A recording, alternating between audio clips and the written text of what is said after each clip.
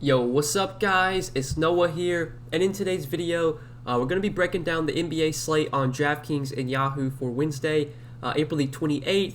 We got a big Wednesday slate, 10 games to break down, so I'm going to try and go as quick as I can, as always guys. On these big slates, when we do have a lot of games, I try and go as quickly as possible, keep the video as short and sweet as I possibly can. So we'll go through each game, talk about each team on this 10-game slate. If there are games I don't have much interest in, then we'll kind of fly through those. I'll try and spend more time on the teams and the games that I feel like actually matter, where there's plays that I actually like. So yeah, before we get started with the breakdown, as always, I would appreciate it if you would click that like button down below, and be sure to click the subscribe button as well. Also hit the notification bell so that way you do get notified every time I upload. You also do get notified every time I live stream. Now, I will not be able to live stream this afternoon, but I should be back for a stream on Thursday. Should be back Thursday afternoon. But yeah, guys, hit the like button, hit the subscribe button, and let's go ahead and take a look at Wednesday's big slate. So we'll start off with the Orlando and Cleveland game. On the Orlando side, the Magic, especially on big slates like this, like normally the Magic are a team I don't really look to roster guys from, and on a 10-gamer, there's just going to be so many other teams that are, shorthanded, that have players I actually want to roster. Like, I really don't want to play any of these Magic guys today. If you force me to play someone from Orlando, it would probably be Cole Anthony, or maybe a guy like Dwayne Bacon. If Terrence Ross and James Ennis are both out again, you could look to Dwayne Bacon. You never know what you're going to get from this guy. He's played at least like 30 minutes, and I'm pretty sure every game that Ross has missed lately, he's been starting in place of James Ennis. But yeah, like he'll give you 30 DK points some games, and then some games he'll give you 15. I mean, it's just a wide range of outcomes. Even if Ross and Ennis are both out, I'm probably not going to play Dwayne Bacon, but I guess he would be viable. Same with Cole Anthony. We know Cole Anthony's getting 30, 32 minutes a night. Without Michael Carter-Williams, he's going to start at point guard, and he's okay, but really I just don't like any Magic on the slate. And on the Cleveland side, like there's some guys we can definitely look to from Cleveland. Now, Collin Sexton does remain out. With Collin Sexton out, that obviously benefits Darius Garland. It also has benefited a guy like Cedi Osman. But Cedi Osman's price has now gotten to a point where I don't think he stands out as a top option. He is still a good play, I think, at 5K, but he's not nearly as good of an option when he was 3,100, 3,800 like he has been these last two slates. I would say, though, that Osman is probably still my favorite play from the Cavs when you do factor in price. He's played 37 and 38 minutes the last two games he has started. He should get big minutes once again, so I do have interest in Cedi Osman, even with the price up a little bit. Obviously, he's not nearly as good of a play as he was a couple days ago when he was cheaper, but still viable. On Yahoo, is kind of the same thing. It's $13. He is still pretty cheap there. I have a feeling there's going to be other guys I look to roster at small forward over Cedi Osman, but Osman definitely playable. I think is my favorite Cavs guy. And then Darius Garland, you could also roster. He obviously benefits without Collin Sexton.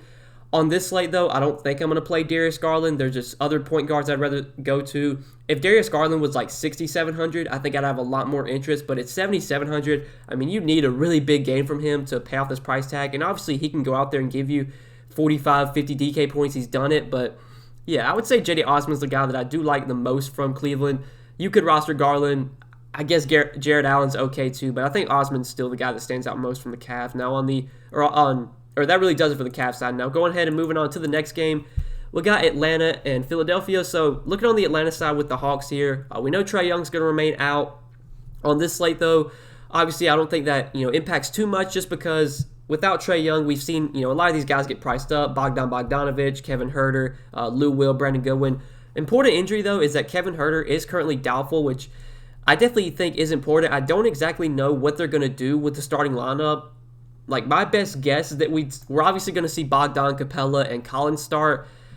Do we see, I guess they could go like Brandon Goodwin and Solomon Hill. That's probably what they're going to do if I had to guess. So the most likely the starting lineup will be Brandon Goodwin, Bogdan, Solomon Hill, John Collins, Clint Capella. So with, Kevin Huerter out, I think that does benefit a guy like Brandon Goodwin. Now at 4,300, Brandon Goodwin is also questionable, so keep an eye on this. He did start last game. He did play 28 minutes, only had 18 DK points though, but I still think if Brandon Goodwin starts again, which probably is going to happen, at 4,300, he's an okay value play. Is he a must play or like a top value for me? Probably not, but I think without Huerter, that does benefit Brandon Goodwin. Should help, just increase his minutes as well. They do have Chris Dunn now. Chris Dunn has been, activated. He did play 13 minutes last game. He was on a minutes restriction. I assume he'll see more than 13 minutes today. So, with Chris Dunn now in the mix, that's another body they can give minutes to. But without Kevin Huerter, basically the minutes Huerter was playing should just be split up between Solomon Hill, Lou Will, Brandon Goodwin. You might see Chris Dunn play a few more minutes too, but I would say Brandon Goodwin's the guy I do like most from Atlanta today. I think Bogdan you could also look to at 7,600. Now the matchup's not great, but without Trae Young, we know Bogdan has upside for sure. At 7,600, he kind of feels priced appropriately. Doesn't really stand out as a top option at this price tag, but the upside is definitely there. He should be very low owned on a big slate like this. So Bogdan and Brandon Goodwin are the two guys that I do like most from Atlanta today. That's probably it, though. I don't think I'm going to roster Clint Capella or John Collins or Gallo on the slate. Really, it's just those two guys that I like. Probably nothing else. So on the Philadelphia side, looking at the Sixers here, the Sixers are basically fully healthy. Embiid, Simmons, Harris are all going to play today. So with them all expected to play, probably the only guy I'm going to be looking to on Philadelphia is Joel Embiid. 10,600 for Embiid. A price point that I don't think he really stands out as a top option at this price tag. I think there are some other studs I'd rather play over Embiid. We have Nikola Jokic in a good matchup against the Pelicans. We have Westbrook, who's just been so good this year. Embiid's definitely, a top stud, though, if you can fit him in. The matchup against Atlanta, I would say, is not great. Atlanta's been better defensively. They don't play nearly as fast as they have in previous seasons, but still, Embiid should be able to have his way against, Clint Capella and John Collins. Embiid's matchup proof. Is he a top stud for me, though? I don't think so. Number one stud's probably going to be Westbrook, followed by Jokic. I would prefer those two guys over Joel Embiid today. So Embiid would rank behind them, but still viable on a big slate like this. I would assume that his ownership is probably going to be pretty low, just given we do have a lot of other options. But yeah, if I'm going to play any Sixer today, it's going to be Embiid. I'm probably not considering anyone else on this team outside of Joel Embiid. Simmons, Harris, just don't have that much interest at their price point. So moving on to the next game, looking at Charlotte and Boston. Now, on the Charlotte side here, looking at the Hornets, they are on a back-to-back, so that is something to monitor. I assume everyone plays, though. Everyone should be good to go. Terry Rozier, you have at the top for 7,700. Rozier at this price point, doesn't really stand out to me, especially in a tougher matchup against the Celtics, but in tournaments, he should be very low owned on this slate. I think all these Hornets are going to be pretty low owned. I don't know if there's really anyone that stands out from Charlotte. I would say my favorite play from the Hornets is probably Cody Martin. Cody Martin's only 4K. I think he's someone we can definitely look to for cheap. He has started the last two games for Charlotte. He did play 31 minutes against Boston, had a really good game that day, and then he did start again on Tuesday night. He had a pretty decent game again. Started, played 30 minutes, had 30 fantasy points, 10 points, 8 rebounds, 1 assist, and 4 steals. So assuming that Cody Martin continues to start, I think he's a pretty decent value play. On a bigger slate like this, I think we're probably going to have better value open up as the day goes on, but definitely my favorite play from this Hornets team is Cody Martin. I just think he's too cheap for the minutes that he's getting right now, and he has shown, he can be relatively productive when he's on the floor, so definitely have interest in Cody Martin at 4K. Some of these other Hornets look a little bit better on Yahoo, like Miles Bridges for $25 I think is appealing. Devontae Graham for $20 I have some interest in. I don't know if any of them are core options for me, but definitely viable more on Yahoo than DK. On DK, it's tougher to pay these price points just because a lot of these Charlotte guys have been priced up. On Yahoo, they're obviously a lot slower to adjust the pricing. So Bridges, Devontae Graham, they look better there. Cody Martin, I think, looks pretty good on both sites, though, as a value option. But moving on to the other side here, looking at the Celtics. So the Celtics are one of the more important teams of the day. Right now, we already know that Kemba Walker is going to be out. He's been ruled out for this game, and I think he's going to miss another game too. He did not play Tuesday. This is the second half of the back-to-back. They've already said that he's not going to play on Wednesday either.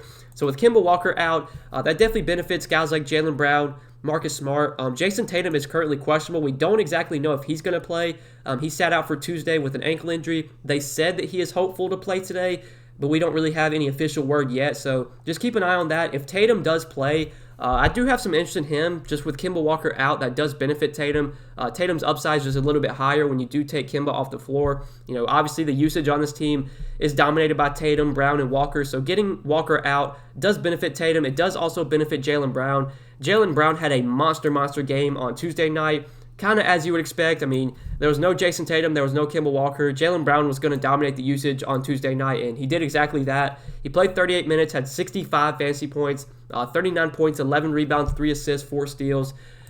Even if Tatum plays, I think Jaylen Brown is still a pretty decent option today, but obviously if Tatum gets ruled out again, Jaylen Brown becomes one of the best plays on the slate once again. He was a top play for me on Tuesday. He was super popular, but as you would expect, I don't know what his ownership is going to be today. I think if Tatum's out again, You will see Jaylen Brown be pretty popular. If Tatum plays, I don't think Jaylen Brown's going to have a ton of ownership, which definitely makes me have interest in him, even at 8,500, just because without Kemba, that obviously benefits Jaylen Brown.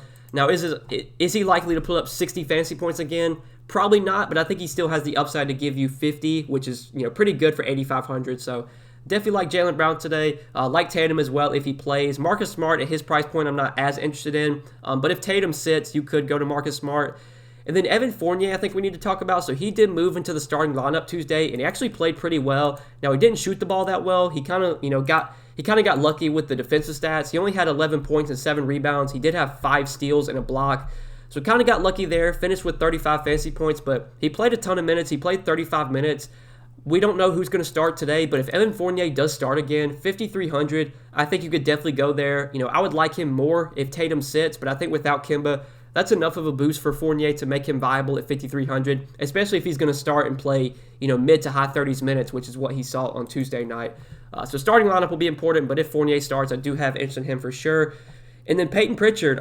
Peyton Pritchard was super low owned on Tuesday, which was kind of surprising. I liked him a lot. He was a core play for me. He did not start, which, kind of was expected. Like they rarely have started Pritchard. Like even when Kemba's been out, they just don't ever start Peyton Pritchard. But he still does get minutes off the bench, and he did play 33 minutes off the bench on Tuesday, even though he didn't start. Had 38 fantasy points, was super productive, 28 points, 3 rebounds, 4 assists, and a steal. With Kemba already ruled out, I think we can look to go right back to Peyton Pritchard. Should continue to get big minutes off the bench with Kemba out. He's played at least like 25 minutes, and I'm pretty sure every game that Kemba's missed, I think Kemba sat out this Brooklyn game, and you got 23 minutes that game from Peyton Pritchard. Obviously, he played 33 on Tuesday night. I think the last game Kemba was out in, Peyton Pritchard played a decent amount as well. I can't remember, but yeah, regardless, I think without Kemba, we should get probably mid-20s minutes at least from Peyton Pritchard. He's likely to play more than that, though. He's been one of their best options off the bench in terms of scoring. It's likely that he moves or that he's in the closing lineup as well, especially just because, normally they'll start like a Semi Ojeleye or a Grant Williams, but you really never see either one of those guys play big minutes even when they're in the starting lineup. Normally they give minutes to Pritchard off the bench. So minimum salary on Yahoo, only $10. Still pretty cheap on DK at $4K. I definitely like Peyton Pritchard as a value option. He'll probably be a little bit higher owned today just because he had a really big game on Tuesday, but I think it makes sense. The minutes are going to be there. Even if he doesn't, start, even if he comes off the bench, they're going to give him 25 to 30 minutes. His upside, I would say, is not as high if Jason Tatum plays, but even if Jason Tatum does play, I still think Pritchard's a pretty good value today. So there is a good amount to like from this Boston team. Tatum, Brown, Fournier, if he starts again. Peyton Pritchard, I like quite a bit. Obviously, Brown, Fournier, Pritchard, I'm going to like those guys even more if Jason Tatum gets ruled out. So, yeah, I think that does it for Boston. We can go ahead and move on to the next game, talk about the Lakers and the Wizards. So this is a really important game. Definitely want to have a lot of interest in just because, especially on the Lakers side, it's a really good matchup for these Lakers guys going up against a Wizards team that plays pretty fast, is not that good defensively.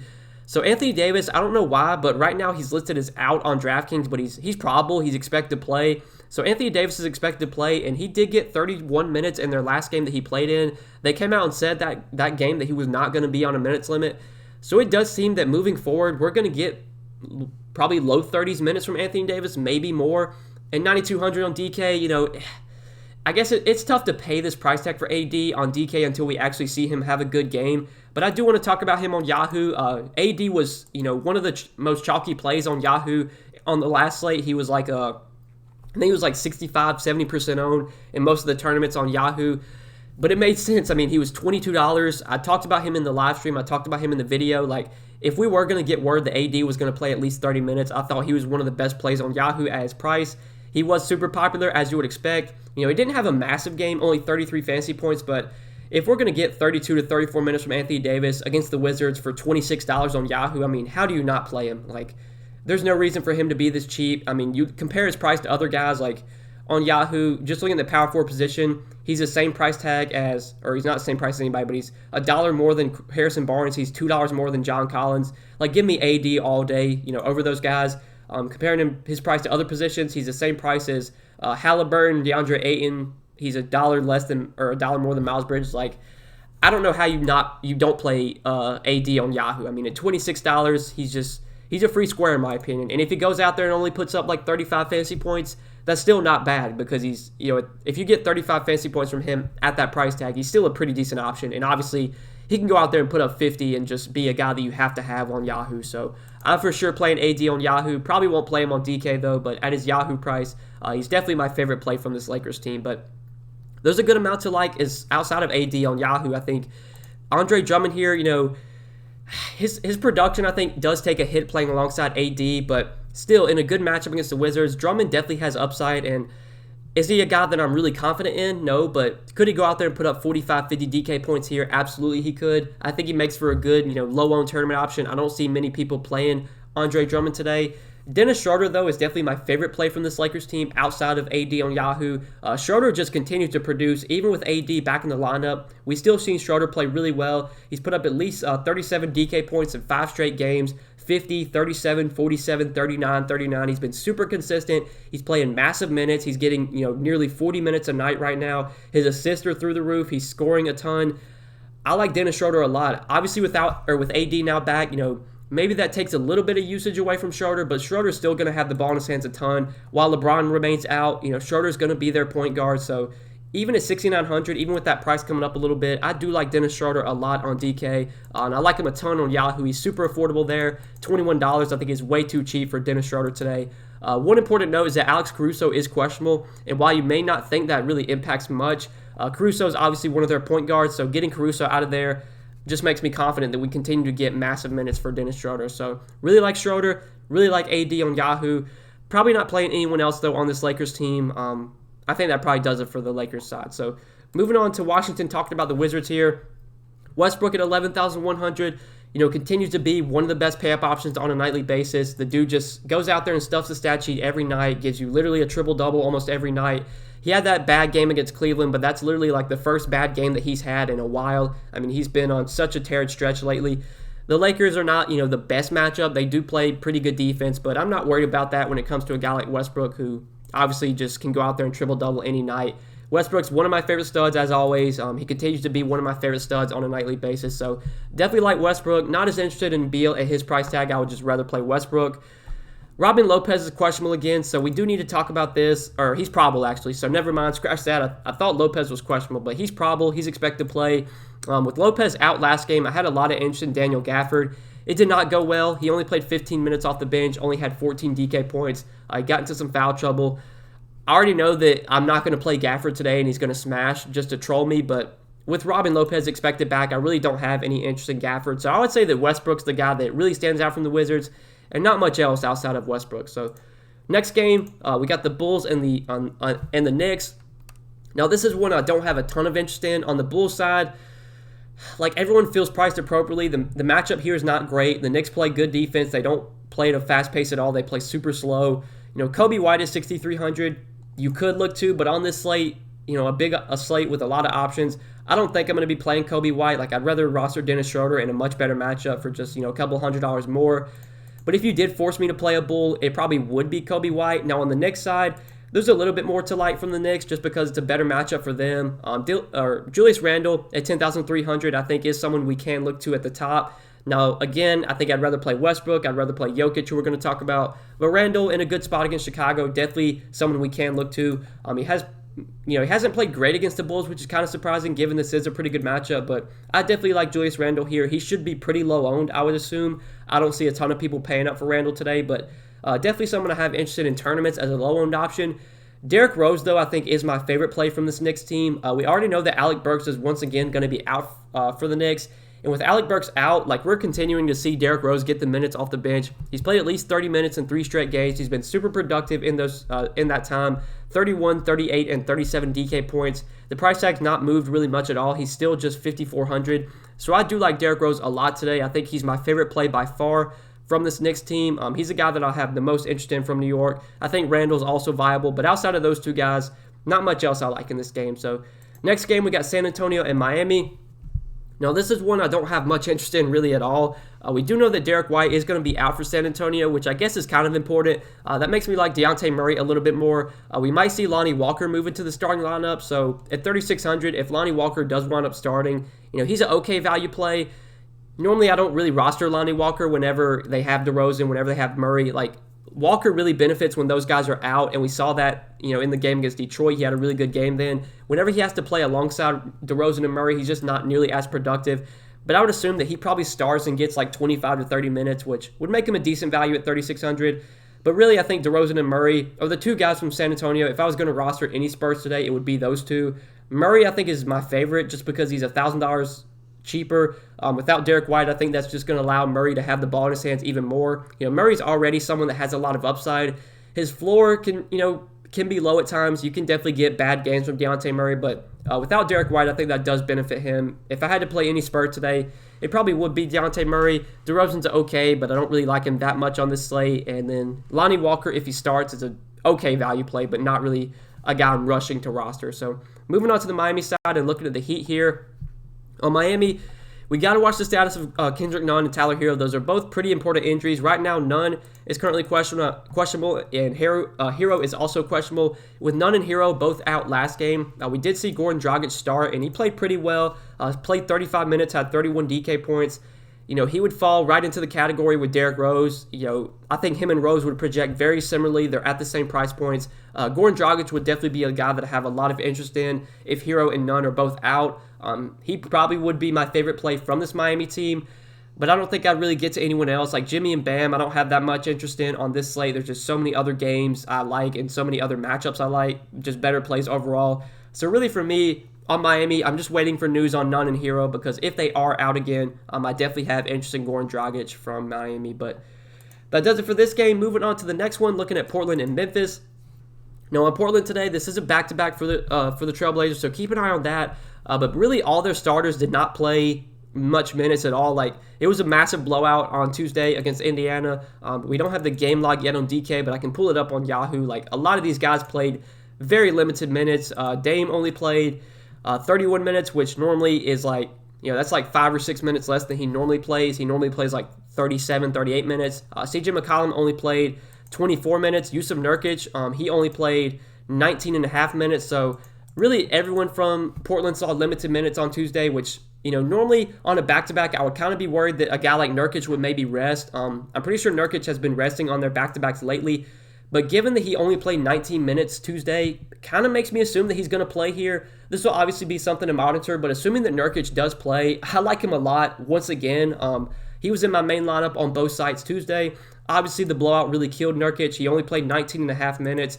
But you look at the game log, he was still super productive. He had a double-double in that time. He had 4 assists, 32 fantasy points. I mean, if he plays his normal 30 minutes, he's going to probably go for 50-plus again. So at 6,800 in a game that should stay competitive against Memphis, we should get full minutes from Nurkic.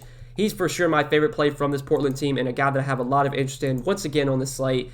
But keep an eye on his status because, it is a back-to-back, and they have been resting Nurkic on back-to-backs lately. But assuming that he does play here, I like him a lot once again from the Portland side. And then like Dame, CJ, I don't have much interest in. Dame, if I had to play any Portland guard, it would be him. But really, Nurkic is the guy that stands out most from Portland today. Now on the Memphis side, not as much I like on Memphis. John Morant at 8,200. This is a good matchup against the Blazers, but on this slate, I don't think I'm going to go to John Morant. There's just too many other guys I prefer in his price range. Like, I definitely would rather play Jaylen Brown. Joe Val at 7,900, is someone that always has upside. You can always roster Joe Val just because he can go for 45, 50 any night. He did put up 43 in 30 minutes against Portland when they played a couple days ago. Don't mind Joe Val, but for the savings, I would definitely rather roster Nurkic. Jaren Jackson Jr. has been pretty cheap on Yahoo lately, but his minutes kind of went down last game. He only played 20 minutes after playing 24 the game before that. I think with J-Val now in the mix, that hurts Jaren Jackson a little bit. Definitely going to take some minutes away from him. So even at $19 on Yahoo, I don't have much interest in Triple J. Really, my interest in this game is coming from the Portland side with a guy like Yusuf Nurkic, who I like a lot once again on today's slate. But next game, we got the Pelicans and the Nuggets. Now looking at the Pelicans side here, like not much I like on the Pelicans. We do need to monitor the status of Steven Adams, though. This is pretty important news to talk about. So Adams is questionable once again. He was questionable in their last game, and he did not play. We did see Willie Hernangomez move into the starting lineup. He played 31 minutes. He was really productive, had 33 DK points. If Willie Hernangomez starts again in place of Steven Adams, obviously this matchup against Jokic is scary. This is one where Hernangomez could definitely get into some foul trouble. But if he can stay out of foul trouble, I would assume that he gets probably 25, 30 minutes again, which would definitely make him a really good value play at 4,200 on DK. And on Yahoo, I'm pretty sure he's cheap as well over there. Yeah, only $11 on Yahoo. I would definitely like Hernangomez if Steven Adams is out. But if Steven Adams plays, I'm probably not playing any Pelicans today. Like Zion, Brandon Ingram, Lonzo, they're tournament plays, but none of them stand out as top options for me. Like there's other studs I'd rather play over Zion. I would definitely rather play Jokic. Lonzo at 6,500, you can maybe look to. Like he's continuing to see his minutes increase, which I think is beneficial. He's played 34 and 38 minutes their last 2 games, and he has been pretty productive with 37 and 43 DK points. So I guess if you force me to play a Pelican, it probably would be Lonzo. Obviously, if Steven Adams gets ruled out, then Hernan Gomez will be the guy that I look to from New Orleans. But Lonzo, if he plays 35, 36 minutes, has the upside to pay off 6,500. I'm probably not playing Brandon Ingram at his price, though. And Zion is just a low-owned contrarian stud that, I don't have a ton of interest in. There's other guys I'd rather play over him. So moving on to the Denver side, looking at the Nuggets here, Nikola Jokic, 11K, in a really good matchup against the Pelicans. I definitely have a lot of interest in Jokic today. He's right up there with Westbrook for me in terms of top stud options. I think both those guys project very similarly. Depending on what kind of value opens up as the day goes on, maybe I'll try and play Jokic and Westbrook together. Obviously, I haven't built my lineups yet, and I don't build my lineups till like an hour before the slate starts. But Jokic is a stud that I do have a lot of interest in. Outside of him, though, I don't see too much else I like on Denver. Michael Porter Jr. continues to play really well and should be the number 2 on offense behind Jokic, while Barton and Jamal Murray remain out. But at 8,600, the price tag is way up there for Michael Porter Jr. He needs to have 50-plus DK points to be, a really good play at this price point. And obviously he has the upside to do that, but I don't think I'm going to play MPJ at this price. PJ Dozier, at 5,400 on a big slate like this doesn't really stand out as a good option or a great option. He's still viable. He's going to play 25, 30 minutes without Will Barton, but at 5,400, he feels priced appropriately today. Aaron Gordon at 5,200 would probably be my next favorite play behind Jokic. Obviously, his minutes got limited last game due to the blowout, but I think we probably get around 30 minutes from Aaron Gordon here if this game stays close. The matchup is really good against the Pelicans. 5,200, that is pretty cheap for Aaron Gordon. I know he's been terrible lately, but he at least was better last game. He had 27 DK points in 22 minutes. If he plays his full minutes, he probably gives you 30-plus in that game. We probably should get around 30 minutes from Gordon today if this game stays close. So at 5,200, he's probably my second favorite play from Denver behind Jokic. But outside of those two guys, I don't see too much else I like on the Nuggets side. So next game, we got Utah and Sacramento. Now on Utah here, we know that Donovan Mitchell is going to remain out. That definitely benefits guys like Conley, Clarkson, Ingles. We've talked about this lately. At their price points, I don't think any of them stand out as top options for me. They're definitely guys you could always use in tournaments. I'm fine using them as last pieces in, but at their prices, none of them stand out to me. If I had to play anyone on Utah today, it definitely would be Mike Conley. He just continues to play really well without Donovan Mitchell. Even in 30, 32 minutes, he's still going out there and putting up big games.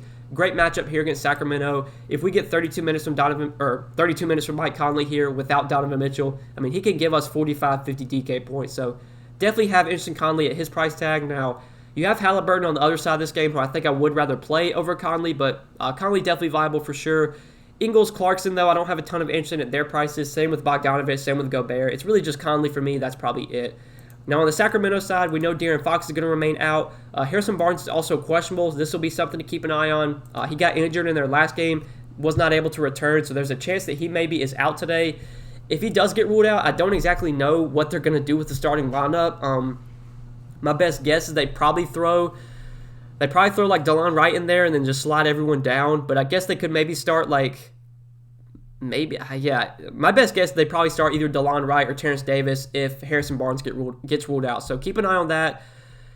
But really, I think the guy that stands out most from Sacramento, it continues to be Tyrese Halliburton for me. The last 2 games without De'Aaron Fox, we've seen Halliburton play 37 and 36 minutes, and he's been super productive, 42 and 41 DK points.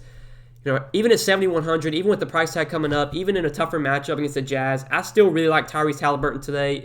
It's very clear at this point that he is going to be a productive player on the floor when he's not having to play alongside Fox. He's going to have the ball in his hands a lot more. His assist numbers should see a big spike while Fox remains out. His scoring should go up as well. He's going to be a guy that consistently gives you 40-plus DK points on a nightly basis. So even at 7,100, I still think Halliburton looks like a really good option today. And I do like him a lot on Yahoo as well. The price tag also went up there, but even at $26, I still like Halliburton on Yahoo too. So Halliburton definitely my favorite play from Sacramento. Rashawn Holmes, he's been on a minutes limit lately. He played 22 minutes his first game back, 25 the next game after that. Keep an eye on his minutes limit. If we can get 30 minutes from Rashawn Holmes at 6,900, he could definitely be viable today. Now, I don't know how many minutes he plays, but if he does get around 30 minutes, I wouldn't mind going to Rashawn Holmes. But that's probably it for Sacramento. Like, DeLon Wright, I don't really like at his price. Buddy Hield, I don't really like at his price. But if Harrison Barnes does get ruled out and they start DeLon Wright, that'd make me like him a little bit more. If they start Terrence Davis, then I would definitely have interest in Terrence Davis. But that'll be news that we just have to wait and see on. So, talking about the Clippers and the Suns, this will be the last game of the night before we do end the video, guys. So, looking at the Clippers side here, we know that Kawhi Leonard is once again going to be doubtful. He's not expected to play. So, with Kawhi out, we can look to a guy like Paul George who just was terrible last game. He shot 3 for 11, 1 for 6 from 3, had 17 DK points in 25 minutes. Just a terrible, terrible game from Paul George. I would expect him to bounce back here, though. He should be a lot lower owned than he was on whatever day that was, Monday. He was very high owned on that slate. He was like 60% owned in most of the tournaments I was in. I would expect that Paul George's ownership is going to plummet today just because he had a bad game. The matchup's tougher. The price tag went up on George. He's still someone that I do have interest in, though, just because without Kawhi Leonard, the upside is definitely there for Paul George to where he can give you, 55, 60 DK points. So you could definitely go to him, but I'm probably not playing any Clippers today or even considering any other Clippers outside of Paul George. It's really just George for me, and that's probably it. I don't really see too much else I like on the Clippers side. Now, on the Phoenix side, it's kind of the same thing. Like Devin Booker, Chris Paul, make for good tournament options. They should be low owned, but neither one stand out as top options for me on this slate. Same with DeAndre Ayton at his price tag. I don't really have that much interest in. Torrey Craig did start last game, but he kind of fell back down to earth. He only played 18 minutes, only had 9 DK points. Even if Torrey Craig starts again, this is someone that I don't want to roster. He's just not a productive player. I know he had 41 DK points against Brooklyn, but that is just a huge outlier. I'm not going to play Torrey Craig today. Really, this game I don't have much interest in outside of the big stars, Booker, Paul George. You could play those guys. But I don't know if there's any core plays or top options, must plays coming from this game. Overall, this is not a game I have much interest in. Should be a great game to watch, but for DFS purposes, I don't see a ton here that I really like. So that does it for all 10 games today, guys. A lot to talk about, obviously, but hopefully I did a pretty good job breaking down every game. I hope you guys did enjoy the breakdown as always. If you did, hit that like button down below before you do get out of here. Hit that subscribe button as well. And be sure to click the notification bell, so that way you do get notified every time I upload. You also do get notified every time I live stream. But yeah, guys, good luck on this slate. Thanks for watching the video as always. I appreciate your support. Appreciate the feedback. Good luck tonight, guys. We'll see you in the next one. Peace.